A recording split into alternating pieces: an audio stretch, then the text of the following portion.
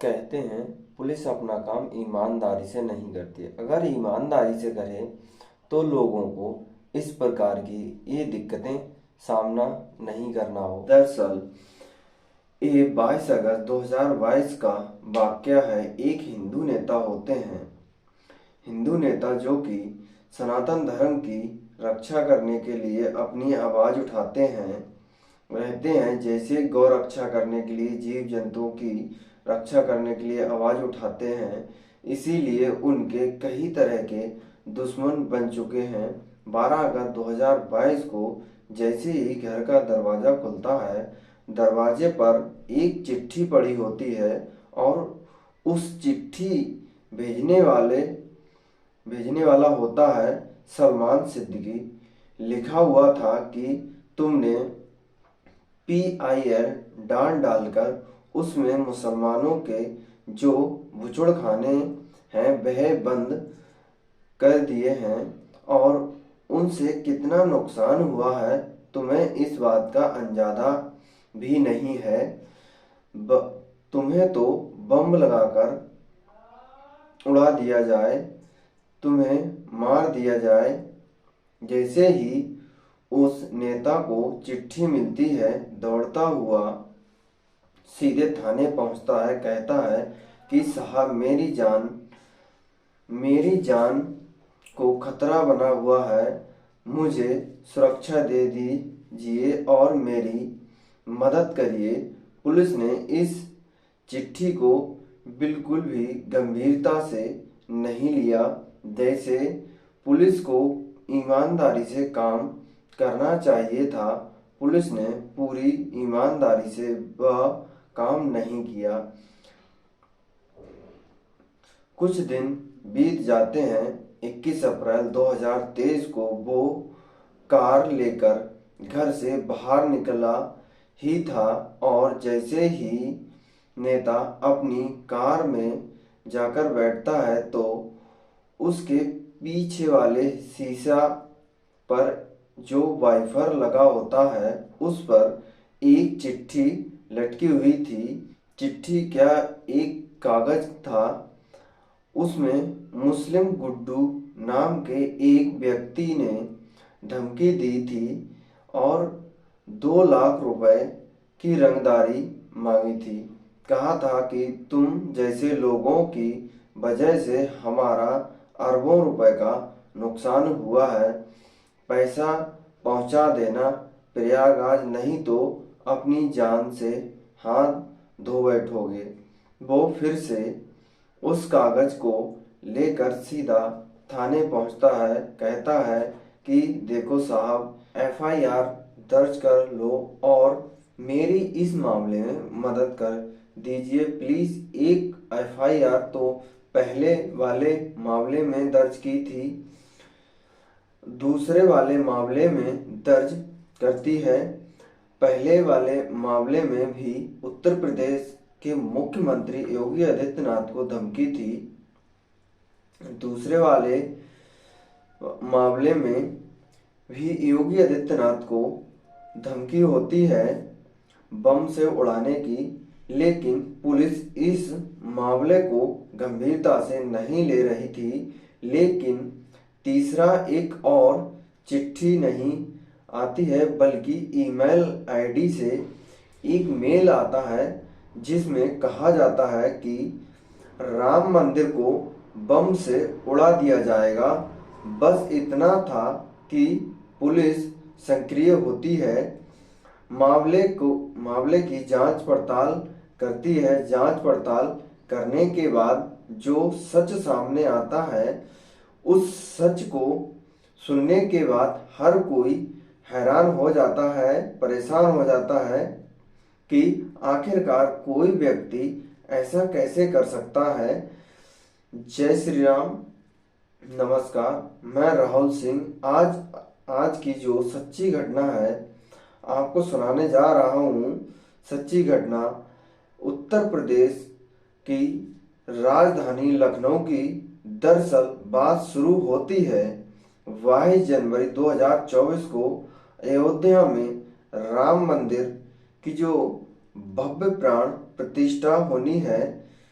इसको लेकर तैयारियां पूरी हो चुकी हैं और जगह जगह इनविटेशन दिए जा चुके हैं। बड़ी बड़ी हस्तियां भी आने वाली हैं। दरअसल इसी दिन का इंतजार था। मंदिर में रामलला विराजमान होंगे। इसके लिए लगभग 4000 संत आएंगे। साथ ही 2200 बड़ी हस्तियां भी आनी हैं। इसके लिए राजनेताओं को, खिलाड़ियों को, हीरो हीरोइन को, उद्योगपति जैसे बड़ी बड़ी हस्तियों को इनविटेशन भेजे जा रहे हैं। अब राम मंदिर की जब बात आती है तो जैसे ही प्राण प्रतिष्ठा की बात आती है तो करोड़ों जो भक्त हैं वे जाकर वहाँ दर्शन करने के लिए लाइन में लगे हुए हैं। वहाँ बताते हैं कि होटलों में जगह नहीं है, रहने के लिए भी जगह नहीं है। इतने लोग पहुंच रहे हैं क्योंकि बात आस्था से जुड़ा हुआ है। इसी बीच यानी कि 19 नवंबर 2023 को एक मेल आई। अंसारी खान इस नाम से एक मेल जारी होता है और मेल जब जारी होता है तो उसमें धमकी दी जाती है कि राम मंदिर को बम से उड़ा दिया जाएगा। साथ ही ये वक्त बीतता है। कुछ टाइम के बाद यानी कि 27 दिसंबर 2023 को एक और मेल जारी होता है जुबैर खान के नाम से। इसमें भी लगभग सेम टू सेम बातें लिखी हुई थीं और राम मंदिर मुख्यमंत्री योगी आदित्यनाथ, एसटीएफ के चीफ अमिताभ यश और देवेंद्र तिवारी, इन तीनों को बम से उड़ाने की धमकी जब दी जाती है तो फिर मामला पुलिस प्रशासन में हड़कंप मचने वाली बात थी। दरअसल देवेंद्र तिवारी जो होते हैं ये अपने ट्विटर हैंडल से एक चिट्ठी ईमेल के माध्यम से मिली थी, उसको अपलोड करते हैं, बताते हैं, पुलिस को भी भेजते हैं, मुख्यमंत्री योगी आदित्यनाथ को भी भेजते हैं और कई बड़े बड़े अधिकारी को भेजते हैं। बताने की कोशिश करते हैं कि देखो मेरी जान को भी खतरा बना हुआ है। एसटीएफ चीफ अमिताभ यश की भी जान को खतरा बना हुआ है। पुलिस ने इस मामले में जांच पड़ताल करना शुरू कर दिया। दरअसल देवेंद्र तिवारी हैं कौन, इसके बारे में थोड़ी बात करते हैं। भारतीय किसान मंच के अध्यक्ष हैं। भारतीय गौ सेवा परिषद के एक एनजीओ बनाया हुआ है, उसके भी ये अध्यक्ष हैं। लखनऊ के डंप कॉम्प्लेक्स में रहते हैं। तो बांद्रा के ये जो थाना बांद्रा लगता है लखनऊ के अंदर, वहाँ के ये रहने वाले हैं। जैसे ही चिट्ठी जाती है ये भेजते हैं, ट्विटर पर भी भेज, अखबार में, टेलीविज़न पर आती है। ये बहुत बड़ी बात थी। शायद उत्तर प्रदेश की सरकार को सीधे सीधे चैलेंज करना था। उत्तर प्रदेश के मुख्यमंत्री योगी आदित्यनाथ ने पुलिस के जो बड़े बड़े अफसर थे उनसे बातचीत करने की कोशिश की। उनसे कहा कि इस मामले को तुरंत देखिए, आखिरकार बात क्या है। इसके बाद डीजीपी लखनऊ ऑफिस से एसटीएफ के चीफ अमिताभ यश को आदेश देते हैं कि इस मामले की जांच पड़ताल करिए। किसने मेल किया है, कब मेल किया है, पहला मेल 19 नवंबर 2023 को होता है। दूसरा मेल 27 दिसंबर 2023 को होता है।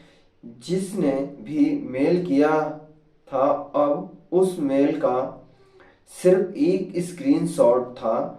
बाकी कहाँ से आया है, कैसे आया है, मेल आईडी, अब इसकी जांच पड़ताल करना।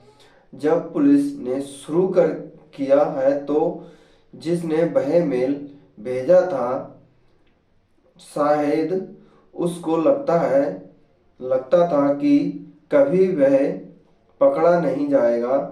लेकिन पुलिस अगर अपनी ईमानदारी से काम करे, अगर सच्चाई से काम करे, तो अपराधी चाहे कितना भी शातिर क्यों ना हो, अपराधी चाहे जमीन की सतह तह के अंदर भी घुस जाए, उसको भी खोद कर बाहर निकाल सकते हैं। और यह क्योंकि उच्च अधिकारियों का, साथ ही मुख्यमंत्री का, साथ ही बड़े बड़े अधिकारियों का जब आदेश था, तो पुलिस कोई ईमानदारी से काम करना ही था। पुलिस ने जैसे ही ईमानदारी से अपना काम करना शुरू किया, तो इससे दो नाम सामने आते हैं। एक नाम सामने आता है कि नाम होता है ताहिर सिंह, दूसरा नाम होता है ओम प्रकाश। दरअसल ओम प्रकाश और ताहिर सिंह एक इंडियन इंस्टीट्यूट पैरामेडिकल साइंस का एक इंस्टीट्यूट होता है।